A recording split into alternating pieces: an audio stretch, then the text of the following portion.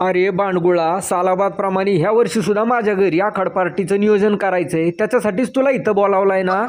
आईच्या गावात आखाड पार्टी, उलटो मज्जा. आता दरवर्षी तुम्हीच ठरवताय की, मी कधी नाही म्हणलोय का यायला. ए फुकट्याला नका घेऊ आपल्यात. कधी यायचंय तेवढं सांगा, येतो मी.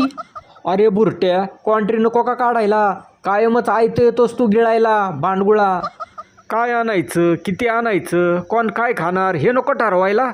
हे बघ, मी सगळा खर्च काढलेला आहे, तुझ्या वाट्याला 350 रुपये येतात, तेवढे जमा कर.